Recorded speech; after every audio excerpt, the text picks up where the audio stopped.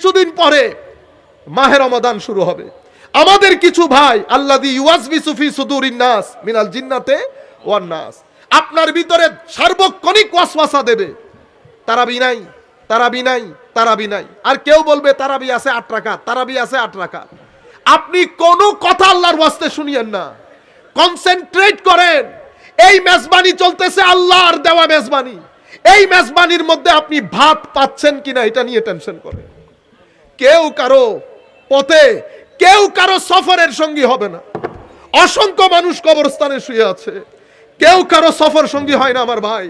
আজকে যাবেন, কালকে পরশু 2-3 দিন পৃথিবী স্মরণে রাখবে, এরপরে মা ছেলেকে স্মরণে রাখে না, ছেলে মাকে স্মরণে রাখে না। আজীব দুনিয়া, যার যার সফরের মধ্যে আমরা একা। সুতরাং মানুষ নিয়ে না, নিজের দিকে নিজে খেয়াল করেন। রয়ে গেল আল্লাহ, আমার আল্লাহ অনেক দয়ালু। আপনি ইচ্ছে করলে 1 সপ্তাহের মধ্যে আল্লাহর সাথে কানেক্টেড হতে পারবেন। আমার ভাইরা, কাতারে সন্তান থাকে, মা নবীনগরে, কিচেনের মধ্যে মা কাজ করতেছে। কাতারের মধ্যে ছেলে অ্যাক্সিডেন্ট করে সাকরাতুল মউতের মধ্যে, মা কিচেন থেকে বের হয়ে রাস্তার মধ্যে দৌড়ানি দিছে, আয় হায় হায় আমার কি হয়ে গেছে, কি হয়ে গেছে, দেখো তো আমার ছেলেগুলা ঠিক আছে কিনা, দেখো আমার ছেলে ঠিক আছে কিনা। কাটা মুরগির মতো করে মা। আপনি বলতে পারেন কিভাবে এটা সম্ভব হয়েছে?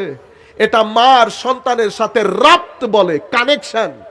এটা মাতৃত্বের কানেকশন।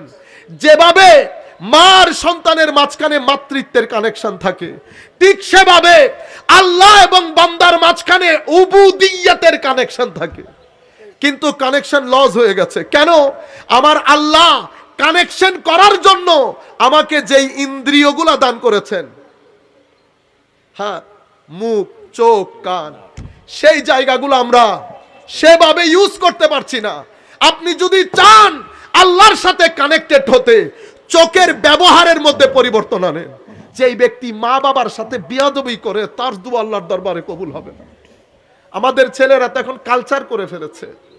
বাবার তো 2 পয়সার কোনো দামও নাই, বাবার 2 পয়সার কোনো দামও নাই, বড়দের কোনো দাম নাই। আমার নবী বলেছেন, তুমি যদি বড়দেরকে সম্মান না করো, বড়দেরকে নির্দিষ্ট করে দেয় নাই, মুসলমান অমুসলমান করে না, বড়দেরকে মাল্লাম ইউআক্কির আও ইউআজ্জিম আও ইউবাজ্জিল কাবীরানা ফালাইসা মিন্না আও কামা ক্বালা নবী সাল্লাল্লাহু আলাইহি ওয়াসাল্লাম। বড়দেরকে যে সম্মান করে না, সে আমার উম্মত না।